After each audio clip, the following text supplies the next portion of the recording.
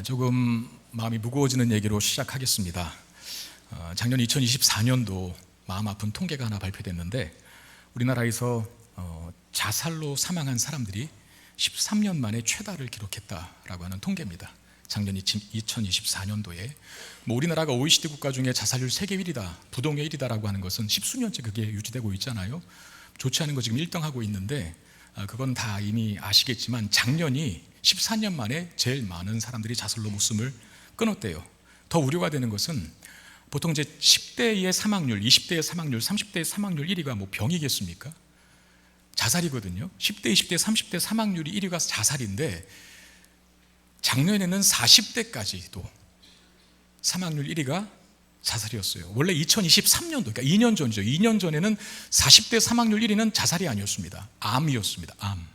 병이었죠. 질병. 근데 작년 2024년도에는 자살이 26%고 암이 24.5%, 40대 사망률에서. 그러니까 자살로 죽은 사람이 작년 처음으로 40대에서 1.5% 암보다 많은 수치가 통계가 나온 거예요.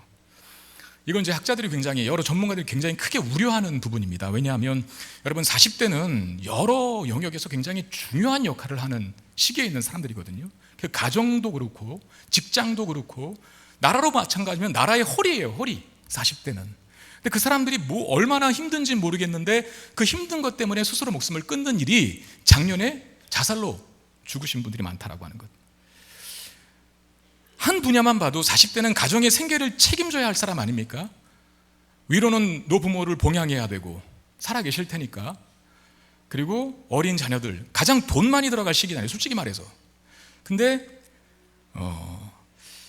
그래서 어쩌면 가장 죽으면 안 되는 사람들이 40대고, 물론 죽어도 되는 사람이 있겠냐마는요, 어쩌면 40대는 정말 가장 팔팔하게 살아야 할 사람들이거든요. 근데 1위예요. 자살률로 사망하는 퍼센테이지가. 근데 반대로 생각해 보면 노부모를 봉양해야 되고 커가오는 자식에게 더 많은 돈을 투자해야 하는, 드려야 하는 이 양육에 대한 그 역할이 얼마나 힘에 부딪히면 가장 죽고 싶은 사람이 되었을까, 그런 생각이 들 수도 있겠구나라는 생각이 듭니다. 져야 할 책임은 큰 나이인데 능력이 안 될 때 무너지죠. 왜 스스로 목숨을 끊을까? 그 중에 하나가 어쩌면 죽는 것만큼 힘든 이 고통의 시간들이 안 끝날 것 같으니까 죽는 거예요. 아무리 죽을 것 같은 고난이 와도 그게 2년만 한다면, 2년만, 여러분 군대 2년 갔다 올 수 있잖아요. 그러니까 끝난다라고 하는 보장이 있으면 견디거든요. 근데 이게 안 끝날 것 같고 내 평생의 그 힘든 부분들이 계속 따라다닌다라고 생각할 때 방법이 없는 거죠. 그 처지에서 도피할 수 있는 유일한 길, 삶을 탈출하는 거 아니겠어요? 그러므로 그런 사람들에게 무슨 밑도 끝도 없이 잘 될 거라는 등, 좋은 날 올 거라는 등 이런 말은 위로가 전혀 안 됩니다. 그러면 어떻게 해야 될까요? 우리가 방치할 수는 없겠고 좌시할 수는 없겠고. 제가 부교육자 때 한 성도님에게, 여집사님인데 들은 이야기입니다. 그 여집사님의 아이가 초등학교 6학년 여자아이인데 반에서 왕따를 당한다는 소식을 들은 거예요. 선생님한테 들었는지 아니면 친구 엄마들한테 들었는지 딸은 말을 안 했겠죠.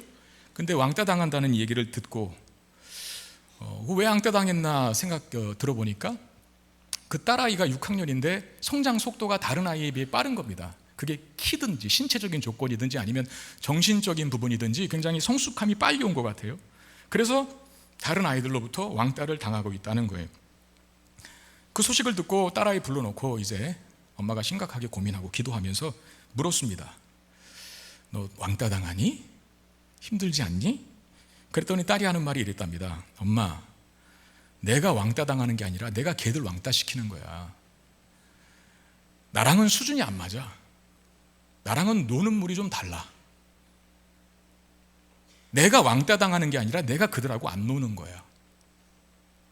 저는 여기서 답을 얻거든요. 그러니까 어렵고 힘든 상황이 바뀌지 않는다면, 그게 영원할 것 같다면 대안은 뭔가, 내가 그 상황을 극복할 수 있는 힘을 얻으면 되는 겁니다. 내가 그 상황을 극복할 힘을 얻으면 되는 거예요. 그럼 또 질문이 생기죠. 그럼 그 힘은 어떻게 얻는가? 자, 오늘 말씀 잘 들어보세요. 자, 고린도 교회 안에 바울의 사도권을 부정하는 거짓 교사들이 있었습니다. 우리식으로 말하면 김포 성문교회 막 이단들이 잠입해서 어떤 유언비어를 퍼뜨리고 다니냐면 전지호 목사 가짜다 라고 퍼뜨리고 다니는 거예요. 고린도 교회의 동일한 상황, 바울의 그 사역을 전체적으로 부정하면서 그 사람 사도 아니다고, 그런 모함이 고린도 교회의 성도들에게 가르쳐졌고, 거짓 교사들로 인하여. 근데 고린도 교회의 성도들에게 그 가르침들이 먹혔어요. 거짓 교사들은 이렇게 가르치는 것 같습니다. 예수 믿으면 뭐든지 잘 된다. 예수 믿으면 병에 안 걸리고 뭐 사업도 대박나고 떵떵거리며 살고 고난과 핍박은 있다가도 없어진다. 뭐 이렇게 가르친 거죠. 그러니까 거짓 교사들이 전하는 가르침에는 번영과 부만 있지 어떤 핍박과 환난 그런 건 전혀 없습니다. 거짓 교사들이 가르치는 복음에는. 근데 바울은 이 거짓 교사들이 가르치는 그 내용과는 전혀 그 삶이 동떨어졌거든요. 왜냐하면 여러분 아시는 대로 바울은 잡혀서 매를 여러 번 맞았고, 복음 전하다가 여러 번 감옥에 갇히기도 했고, 또 아시는 대로 하나님 앞에 내 육체의 가시 좀 없어주세요라고 하는 그 질병, 바울과 하나님만 알고 있는 그 질병 좀 고쳐달라고 그렇게 기도했는데 하나님 안 고치셨거든요. 그러니까 질병도 앓고 있지. 그리고 설교자라고 한다면 요거 잘해야 되는데 바울은 달변가가 아니었어요. 그건 스스로도 성경에 쓰고 있어요. 말이 어눌하다고. 복음을 전하는 사람이 말이 어눌하면 그거 어떻게 얻어 쓰겠습니까?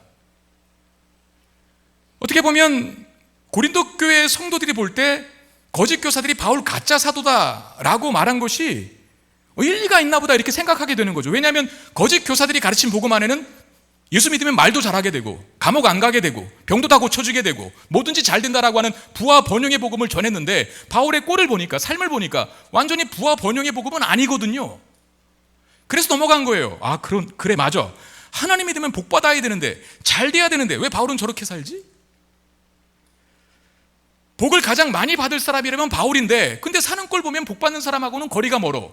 그래 맞다, 그 새로운 선교사들이 가르침처럼 바울이 가짜니까 저렇게 사나 보다. 그러면서 거짓 교사들의 가르침에 이 고린도 교회 성도들이 동요하기 시작합니다.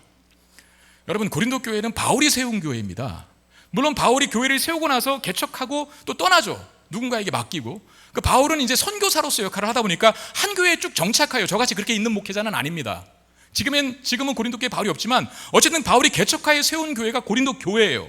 그럼에도 자신이 세운 교회에서 그런 말들을, 그런 모함들을 듣고 또 자기가 가르쳐서 예수를 믿게 만든 성도들이 자신을 의심한다라고 하는 얘기를 들을 때 마음 찢어지지 않겠어요? 내 자식 같은 사람들에게 배신당하고 있는데, 믿었던 사람들에게 등에 칼에 등이 아니라 등에 칼 꽂히고 있는데, 머리에 뒤통수 맞고 있는데 배신감 안 들겠습니까? 우리도 그렇죠. 믿지 않는 친척들이나 친구들이 이런 말 할 때가 제일 마음 불편해요. 어떤 말이냐면, 야, 너는 예수 믿는다는데 왜 암 걸렸냐? 너 예수 잘 믿는다며 왜 안 고쳐줘? 네가 믿는 하나님은 너 기도 안 들어주시나 보지? 하면서 너 왜 예수 잘 믿는데 사업 망했니? 왜 그 모양 그 꼴로 사니? 예수 믿는다면서. 네 남편은 왜 그래? 네 아내는 왜 그래? 네 자녀들은 왜 이렇게 지질이 공부도 못해? 그런 말 하면은 마음이 불편해지기 시작해요. 그 분한 마음이 걷잡을 수 없이 커지면 목회자들에게 화살이 돌아가고, 또 더 커지면 하나님에게로 그 분한 마음이 갑니다. 자, 그러면 정말 예수 믿으면, 교회 다니면 있던 어려움도 피해가고 출세하고 성공하는 일만 있을까요? 그 말이 맞는 겁니까? 자, 바울이 그 문제 때문에 혼란스러워하고 있는 고린도 교회 성도들에게 가르치려고 하는 거예요. 뭘? 예수를 믿으면 어떤 일이 일어나는지, 예수를 믿으면 얻게 되는 것이 뭔지를 제대로 가르치려고 쓴 편지가 고린도 후서고, 특별히 오늘 본문 말씀입니다. 자, 먼저 7절을 보겠습니다. 우리가 이 보배를 질그릇에 가졌으니 이는 심히 큰 능력은 하나님께 있고 우리에게 있지 아니함을 알게 하려 함이라 그랬어요. 자, 이 말을 좀 더 이해하기 쉽게 공동번역 성서로 보겠습니다. 하나님께서는 질그릇 같은 우리 속에 이 보화를 담아주셨습니다.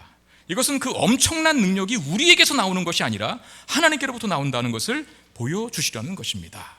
자, 하나님이 우리에게 보배를 주셨는데 그 보배를 어디에 담아 주셨다고요? 질그릇에 담아 주셨다라고 말합니다. 자, 그럼 먼저 보배가 뭘까요? 보배. 결론만 말하면 보배는 예수 그리스도를 믿음으로 얻어지는 구원을 뜻합니다. 예수 그리스도를 믿어서 얻어지는 구원. 여기 이제 교회를 처음 나온 사람들이나 아니면 뭐 교회를 여러 번 나왔지만 구원에 대한 개념이 잘 정립되지 않은 분들이 구원에 대해서 생각하는 아주 얄팍한 이해가 뭔지 아세요? 죽으면 천국 가는 거. 이걸 구원의 전부라고 생각해요. 틀린 말은 아니지만 구원이라고 하는 것이 죽으면 지옥 가지 않고, 원래 지옥 가야 되는데 지옥 가지 않고 천국 가게 되는 것을 구원의 전부라고 생각하거든요. 믿음이 어린 사람들이 또는 예수 안 믿는 사람들이. 그러나 구원은 죽어서 천국 가는 것만을 의미하는 게 아닙니다. 구원은 꼭 죽은 다음에 벌어지는 일이 아니라 지금 예수를 믿은 동시에 이 땅에서 누리게 되는 엄청난 은혜를 포함하고 있거든요. 그게 뭘까? 하나님을 아버지로 부르게 된다는 거. 내가 하나님께 나의 문제와 아픔과 고난과 상처를 놓고 기도할 수 있게 되었다는 거. 내가 하나님의 이제 자녀가 되어서 자녀된 권세를 누리고 살 수 있게 되었다는 거. 하나님의 사랑과 은혜, 하나님의 힘과 능력을 공급받을 수 있게 되는 이 모든 좋은 것들을 다 포함하여 구원이라고 말하는 거예요. 바로 그 구원을 바울은 보배라, 예수를 믿어 얻어진 구원을 보배라고 표현하는 거죠. 근데 그 보배를 어디에 주셨다고 합니까? 질그릇에 주었다고 합니다. 여러분 아신 대로 질그릇은 흙으로 만든 톡입니다. 그러니까 1세기 당시의 질그릇은 되게 값이 쌌대요. 그리고 이걸 어떤 특정한 목적과 용도를 가지고 사기보다 값이 싸서 여러 개를 잔뜩 샀는데 그냥 필요에 따라서 여러 모양으로 그냥 용도껏 쓰는 거예요. 근데 값이 싼 게 특징이 있죠. 뭘까요? 잘 깨져요. 그래서 여러 개 사는 거예요. 잘 깨진다라고 하는 특징이 질그릇의 특징입니다. 그러면 이 질그릇은, 바울이 말하는 보배를 담는 질그릇은 무엇을 상징하는 말입니까? 바울 자신의 연약함을 뜻하는 겁니다. 자, 바울은 복음을 전하다가 여러 번 고난을 당했어요. 또 병든 육체를 가지고 있었어요. 또 볼품없는 외모일 수도 있고 그 연약함이. 또 바울은 선교사면서 말씀을 전하는 설교자이면서 말을 잘 못하는 어눌한 그런 모습을 가졌어요. 그렇습니다. 바울은 질그릇처럼 볼품없고 가치 없어 보이는 존재입니다. 자, 그러면 바울만 그렇습니까? 우리는 안 그런가요? 우리는 질그릇이 아닌가요? 여러분, 우리는 육신의 연약함이 있잖아요. 자주 병에 걸리시잖아요. 그리고 하루에도 몇 알씩 약을 하루에 3번씩 털어 넣는 분들 많이 계시나요? 여기 병원을 안 가면 살 수 없는 분들이 계시잖아요. 내 질병 등 건강의 문제 때문에 늘 노심초사하는 우리의 육신의 연약함을 가지고 있습니다. 육신의 연약함만 연약한 걸까요? 여러분 마음도 약하시잖아요. 그래서 툭하면 우울증 걸리고, 툭하면 두려워하고, 툭하면 불안장애 받고, 툭하면 누구 가벼운 말에도 상처를 받아서 그냥 다 무너지시잖아요. 그래서 정신건강의학과가 우리나라에 폭발적인 증가세를 보이고 있는 것 아닙니까? 그 병원이. 내가 정말 바라는 것은 많은데 그걸 이룰 수 없는 자신으로 인해서, 바라는 것 많지만 이룰 수 있는 능력이 없는 내 자신을 보면서 난 참 이렇게 연약한가, 늘 절감하며 살지 않습니까? 그런데 바울은 지금 이 질그릇과 같은 자신에게 보배가 담긴 후에는 자신의 삶이 달라졌다라고 밝히는 거예요. 그러니까 다시 말하면 예수를 믿고 구원받은 후에 연약한 자신이 이렇게 달라졌다 라는 얘기를 고린도 교회의 성도들에게 하는 거거든요. 그럼 어떻게 달라졌을까? 자, 8절 9절 말씀 우리 한번 같이 읽어보도록 하겠습니다. 시작. 우리가 사방으로 우겨쌈을 당하여도 쌓이지 아니하며, 답답한 일을 당하여도 낙심하지 아니하며, 박해를 받아도 버림받지 아니하며, 거꾸러뜨림을 당하여도 망하지 아니하고. 질그릇과 같이 깨지기 쉬운 바울이 변화가 되었는데 4가지 변화를 이야기합니다. 제가 하나하나 조목조목 설명해 드릴게요. 첫 번째가 사방으로 우겨쌈을 당하여도 쌓이지 않는단다, 이렇게 말하고, 이게 사방으로 우겨쌈, 그 우겨쌈 그대로예요. 그러니까 누군가를 빠져나가지 못하도록 포위하고 있는 상태거든요. 막 가두어진 상태. 그러니까 바울이 그런 경험을 했습니다. 바울은 빌립보에서 복음을 전하다가 감옥에 갇히거든요. 우겨쌈을 당한 거죠. 그리고 예루살렘에서 자신을 향해 큰 증오심을 가진 유대인들에게 둘러싸임을 당하거든요. 바울 한 사람이 여러 사람의 폭동으로 인하여 죽을 뻔한 위기를 맞게 되는 경험도 있습니다. 우리 식으로 말하면 이런 거예요. 우겨쌈을 당한다는 것. 내가 살다 보면 하나의 고난과 하나의 문제도 극복하기 힘든데 참 짠 듯이 1, 2, 3, 4, 5, 6, 7, 8번의 문제가 다 한꺼번에 들이닥쳐요. 그걸 우리는 사자성어로 첩첩산중 내지는 설상가상이라고 하는 말을 쓰죠. 요거 하나, 아니 두 개까지 내가 감당을 하겠어. 그리고 하나, 두 개의 문제를 해결하려고 지금 열을 쏟고 있는 판국인데 갑자기 3번, 4번, 5번, 6번 문제가 터지네요. 그게 감당이 안 되면 도망치는 겁니다. 어디로? 삶을 떠나는 곳으로.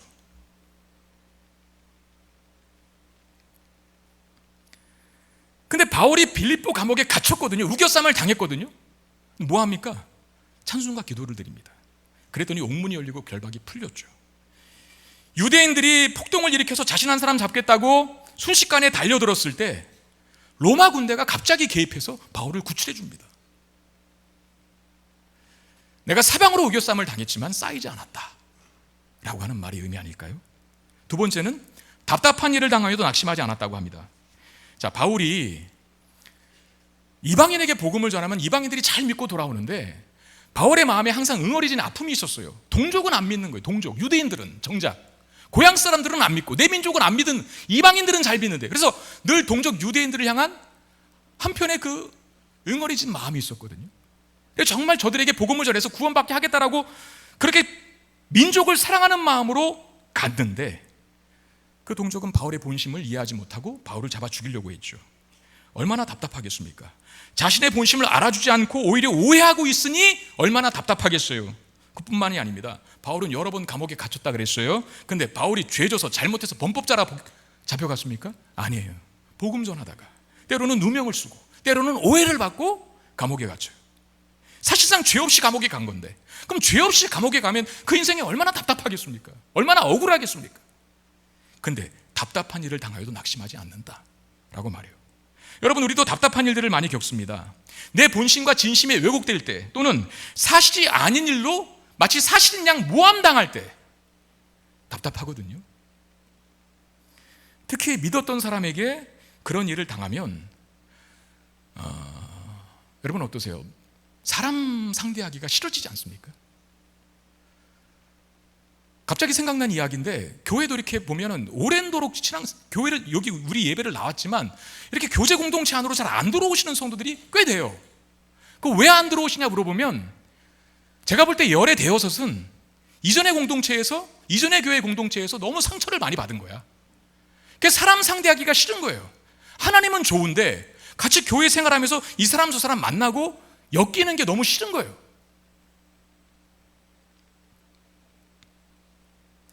믿었던 사람들에게 뒤통수를 맞으면, 배신을 당하면 많이 힘들죠.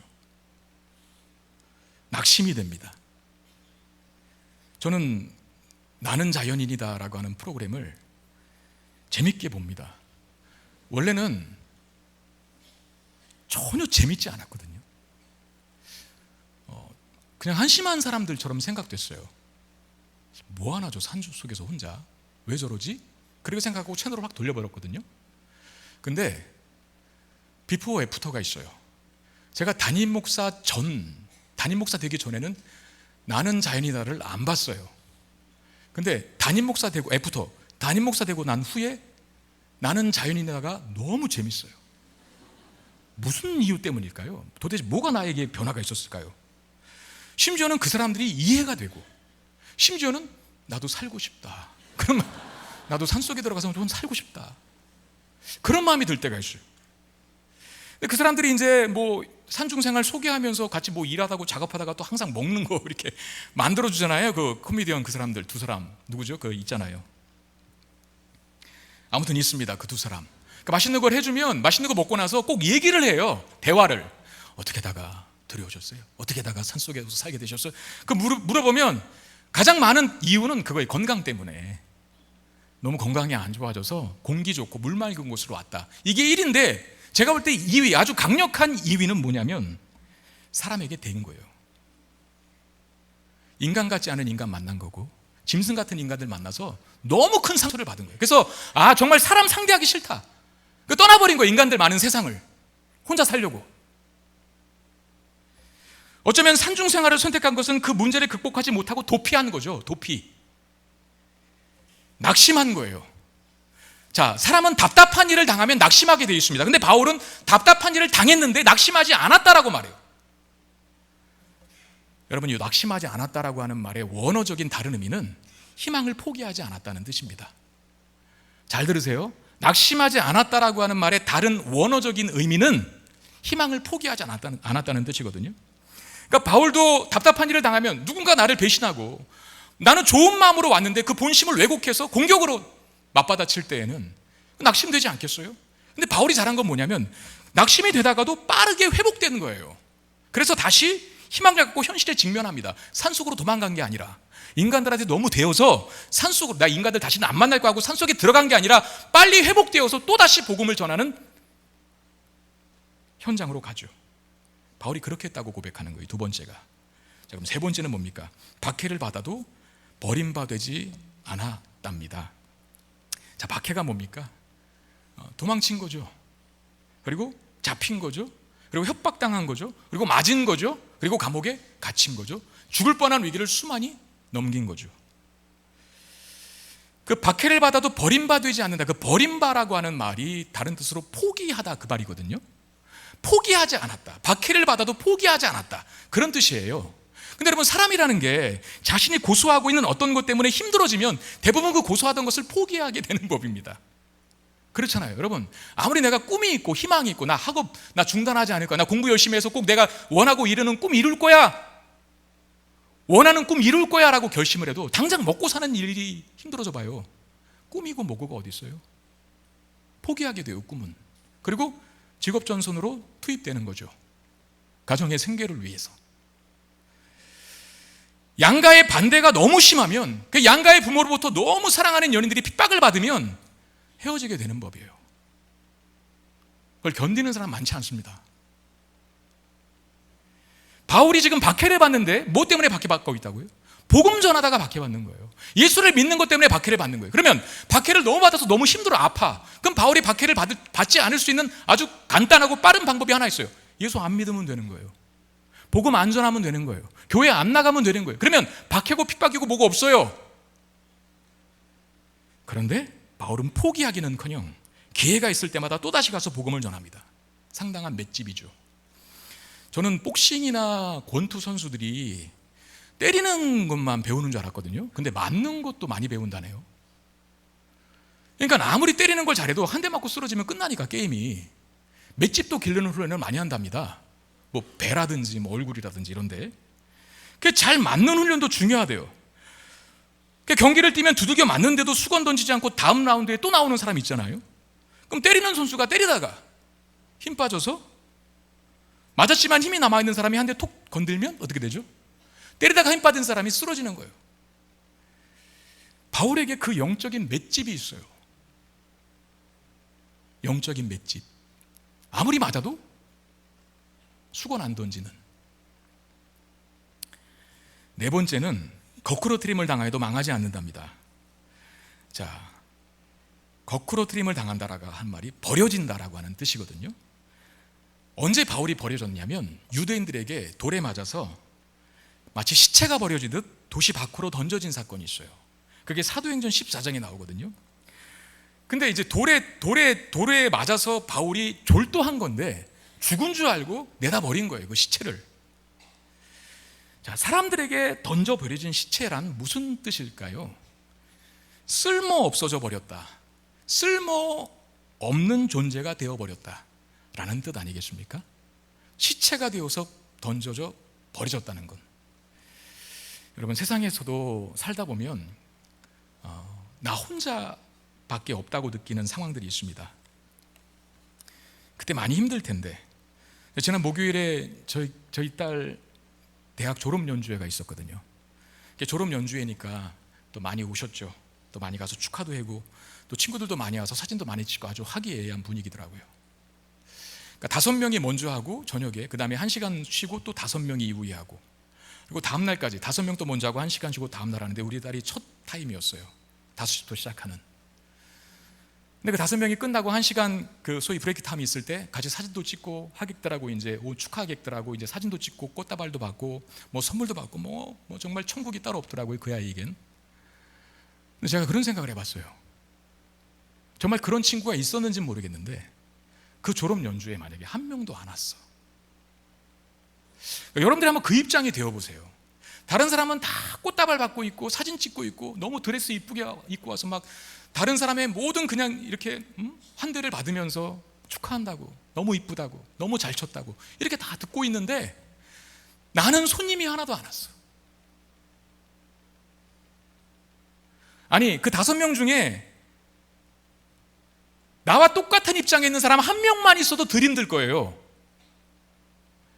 근데 5명 중에 4명은 다 화기애애한데 북적북적한데 나만 한 명도 안 왔어. 심지어 부모님조차 먹고 사는 일이 너무 바빠서 못 왔어. 그거를 그 아이가 감당할 수 있을까?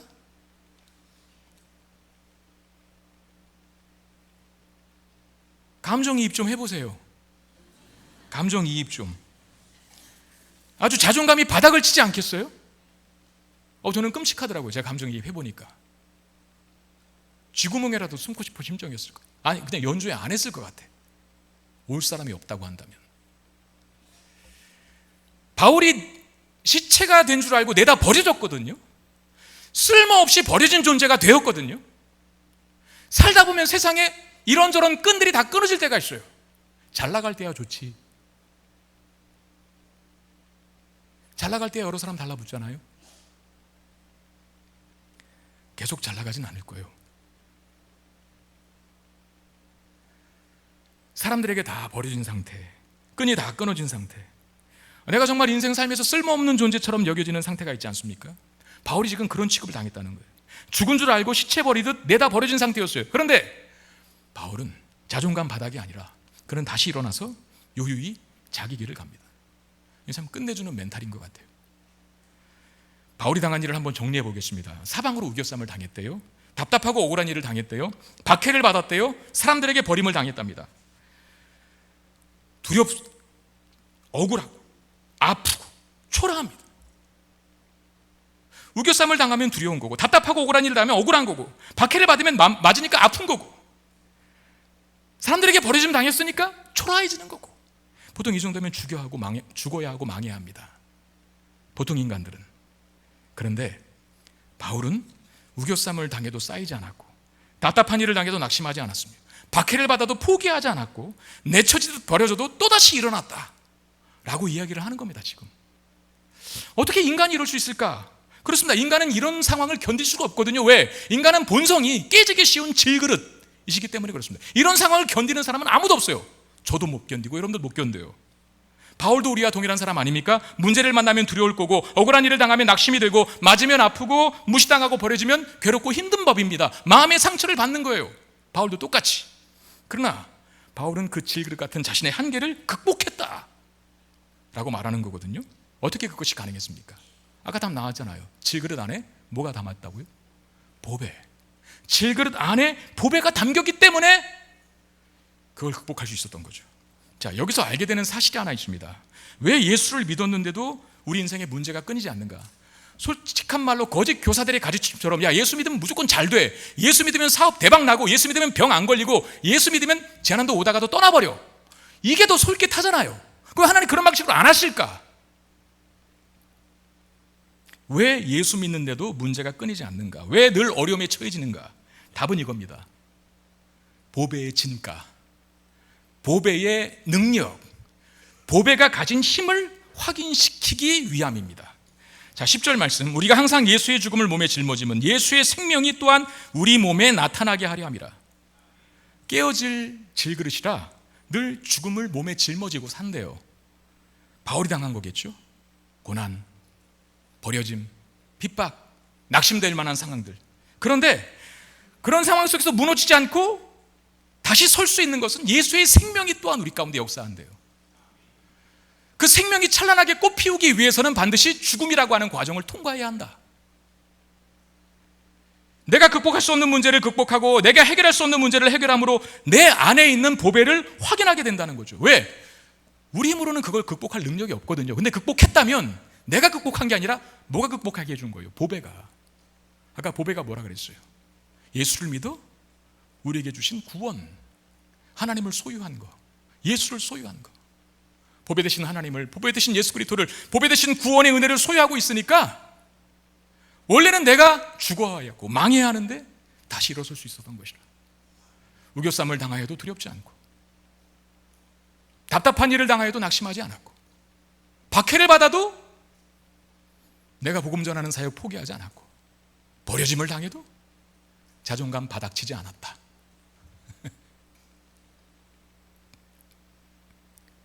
저는 매주 제가 세어보니까 3편의 설교를 하거든요. 수요일날 새벽기도 하고, 금요일날 금요기도회 하고, 지금 주일에 설교를 합니다. 근데 만약에 성경 공부나 이런 것까지 다 포함하면 한 5편은 준비하는 것 같아요, 매주. 저는요, 학교 다닐 때 상을 타본 기억이 없습니다. 개근상은 많이 받아봤습니다. 딱 한 번 기억나는 상이 있었는데, 고등학교 1학년 때인가 글짓기에서 상 땅 타본 거예요. 저는요, 제 어렸을 때 그 흔한 웅변학원 한 번도 다닌 적이 없습니다. 이연사 힘차게 외칩니다, 그 학원이잖아요. 옛날에 그렇게 웅변학원이 많았어요. 지금은 거의 없는데. 그 흔한 글짓기 학원 한 번도 다닌 적이 없어요. 그런 제가 매주 3편의 설교를 늘 써댑니다. 심지어는요, 저희 교회 스피치 학원 하는 강사 집사님이 계시거든요. 저보고 잘한대. 웅변학원 한번 다녀본 적이 없고, 글짓기 학원 한번 다녀본 적이 없는 저에게 그 전문가가, 스피치 전문가가 목사님. 심지어는요, 제가 한 설교를 듣고 어떤 분들은 도전을 받고, 어떤 분들은 은혜를 받고, 어떤 분들은 깨어질 가정이 다시 합쳐지기도 하고, 어떤 분들은 자녀가 방황을 멈추고 본 궤도에 들어서고. 저는 이런 것들이 참 신기할 따름이에요. 저는 부끄러움을 많이 타는 성격입니다. 남 앞에서는 말도 잘 못하고, 그리고 서서 이렇게 설교를 한다는 거 생각해 본 적이 없는 사람이에요. 그런데 지금 이렇게 많은 사람들 앞에서 제가 지금 설교를 하고 있습니다. 저는 노래를 배워본 적이 없는 사람입니다.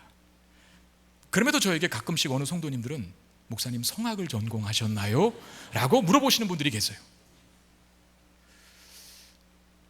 왜 그렇게 물어볼까? 나 성악 전공 안 했거든요. 그분 듣기에는 노래를 제가 잘하나 보지? 이따가 한번 들어보세요. 잘하나 못하나. 저는 키가 크지 않습니다. 작다라고 말하기는 싫습니다. 그냥 크지 않다라고만 이해해 주세요. 저는 키가 크지 않습니다. 그런데 저를 좀 경험해 보신 분들이 한결같이 하는 말은 목사님 커 보인대요. 여러분, 그 의미를 좀 잘 기억하세요. 사이즈가 커 보인다는 말이 아니라 목사님 굉장히 거인 같다는 거예요. 아멘한 사람은 알아듣는 거죠.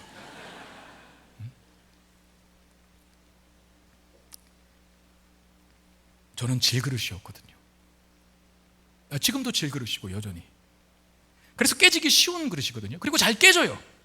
그런데 제가 저 이상 될 수 있었던 것은 제 안에 보배가 담겨있기 때문인 줄 믿으시길 바랍니다. 자, 이사야 43장 1절 2절. 야곱아, 너를 창조하신 여호와께서 지금 말씀하시느니라. 이스라엘아, 너를 지으시니가 말씀하시느니라. 너는 두려워하지 말라. 내가 너를 구속하였고 내가 너를 지명하여 불렀나니 너는 내 것이라. 네가 물 가운데로 지날 때에 내가 함께할 것이라. 강을 건널 때에 물이 너를 침몰하지 못할 것이며 네가 불 가운데로 지날 때에 타지도 아니할 것이요 불꽃이 너를 사르지도 못할 것이다. 자, 성경은 굉장히 정직한 게, 예수 믿으면, 하나님 믿으면 풍랑 안 만난다 그렇게 말하지 않았어요. 하나님 믿으면 불구덩이 속에 안 들어간다라고 말하지 않았어요. 하나님 믿어도, 예수 믿어도, 구원을 소유해도 풍랑을 지나간답니다. 풍랑을 만난답니다. 불구덩이 속에 들어갈 때도 있답니다. 근데 문제는 뭐냐면, 관건은 뭐냐면, 중요한 건 뭐냐면 풍랑에 가도 안 빠진대요. 예수 믿는 사람들은 불구덩이 속에 들어가도 안 타 죽는데요. 왜? 하나님이 함께 하시니까. 보배를 소유했기 때문이니까. 사방으로 우겨쌈을 당했을 때 하나님은요, 예수를 믿으면 하나님이 피할 길을 내시는 것을 경험하거든요. 답답하고 억울한 일을 당했을 때 예수를 믿는 사람들은요, 하나님이 이런 말씀해 주십니다. 야, 다른 사람이 다 너 억울하게 굴어도, 너 억울하고 답답해도 나는 너 안다. 내가 기억해. 내가 알고 있잖아. 그럼 마음이 풀리는 거예요. 박해를 받았을 때 하나님이 그렇게 우리에게 말씀하시는 거죠. 예수를 믿는 사람들에게 그 박해가 널 단련하는 도구가 되게 할 거야. 사람들에게 버려졌을 때, 재호야, 내가 너의 친구잖아. 그거 하나면 게임 끝난 거 아니에요? 예수님이 나의 친구인데.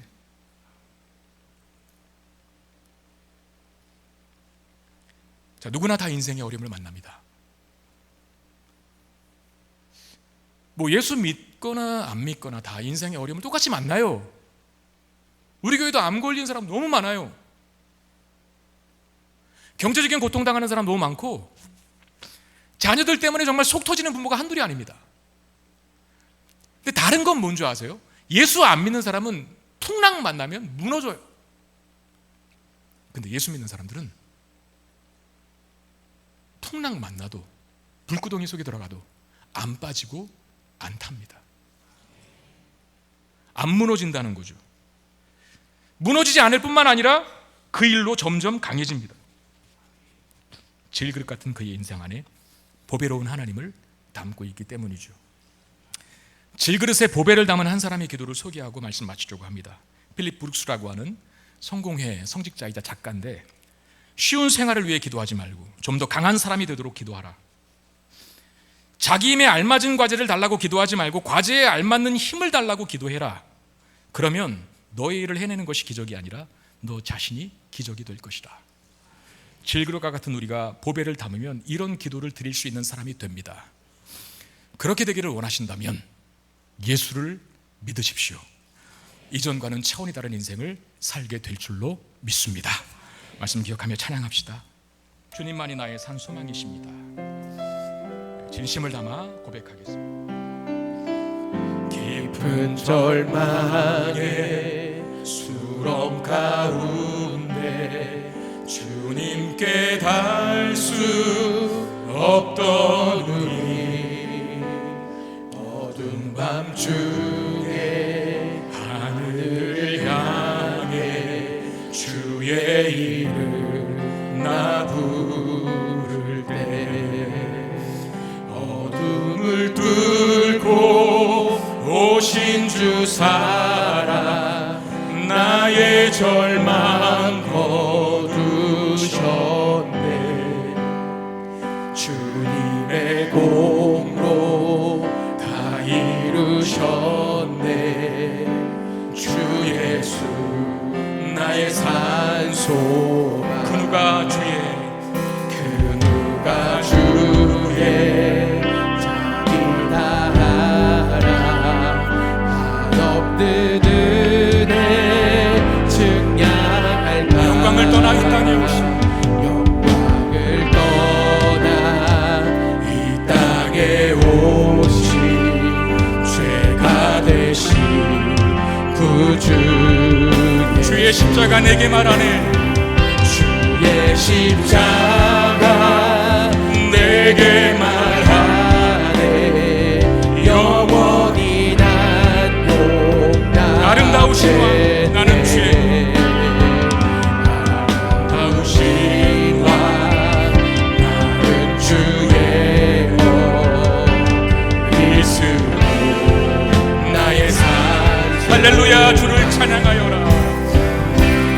할렐루야. 주를 찬양하여라. 할렐루야. 자유케 하셨도다.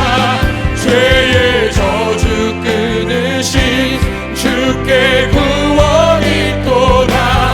주 예수 나의 산소. 할렐루야. 주를 찬양하여라.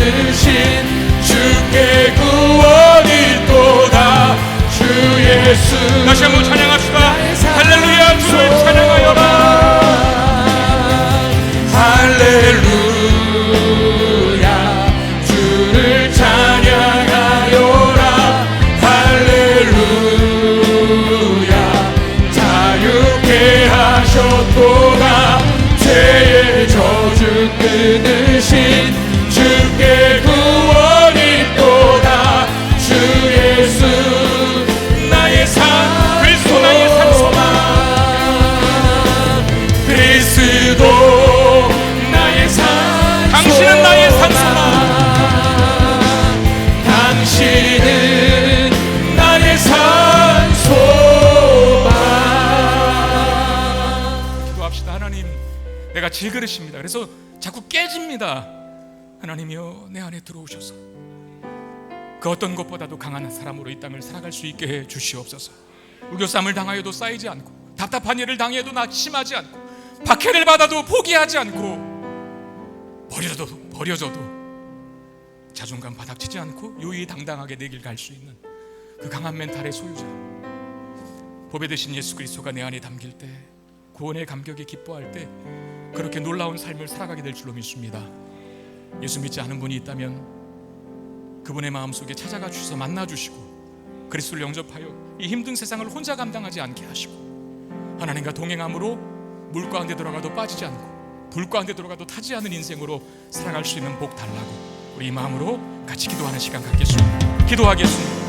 오 하나님, 은혜의 말씀 붙잡고 기도합니다. 우리는 너무나 깨지기 쉬운 질그릇과 같은 존재이고, 작은 일에도 상처받는, 조그만 큰 일에도 두려워하는, 어리석고 연약한 깨지기 쉬운 질그릇과 같은 존재입니다.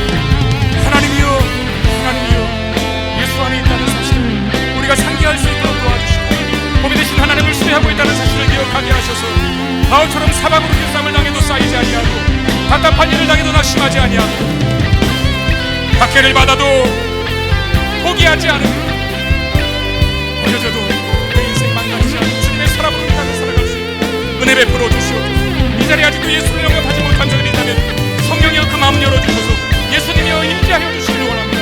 찾아가 주시기를 원합니다. 만나가 주시기를 원합니다. 새로운 인생 살게 해 주시옵소서. 능력 있는 삶 살아갈 수 있도록 은혜 베풀어 주시옵소서.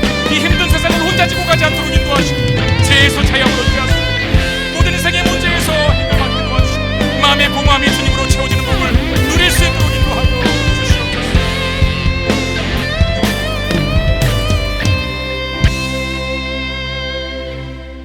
우리는 질그릇이지만 질그릇 안에 보배가 담길 때 우겨쌈을 당해도 쌓이지 않고, 답답한 일을 당해도 낙심하지 않고, 박해를 받아도 포기하지 않고, 거꾸로뜨림을 당하여도 버려지지 않는 그 인생됨을 고백합니다. 예수가 나의 보배이기 때문에 구원의 감격과 은혜에 사로잡혀 있을 때 우리가 얼마나 우리 이상의 삶을 살아갈 수 있는지 더 많이 인생을 경험하면서 체험할 수 있는 우리가 되게 해 주시옵소서. 그러나 이 자리에 아직도 예수를 영접하지 못하고 알지 못하는 많은 분들이 계십니다. 그 마음을 성령님께서 열어주시고, 열린 마음에 예수 그리스도의 복음이 심겨지고 새겨지게 해 주시옵소서. 그리하여 이 힘든 죽을 것 같은 일들이 참 많은 세상을 혼자 힘으로 살지 않게 하시고, 주님과 동행하고 주님이 대신 그 인생의 짐을 져주심으로 말미암아 불 가운데 들어가도 타지 않고, 풍랑을 만나도 빠지지 않는, 자기가 자기 이상 되는 그 놀라운 삶을 누릴 수 있게 해 주시옵소서. 귀한 힘으로 하나님 앞에 올려드리오니 주님 받으시사 주의 영광을 위해 사용해 주시고, 우리의 삶의 풍성한 것들로 채우시사 더 많은 것으로 하나님께 드리고, 더 많은 것으로 이웃과 나누고, 더 많은 것으로 누릴 수 있는 우리가 되게 해 주시옵소서. 우리 주 예수 그리스도 이름으로 간절히 축복하며 기도하옵나이다. 아멘.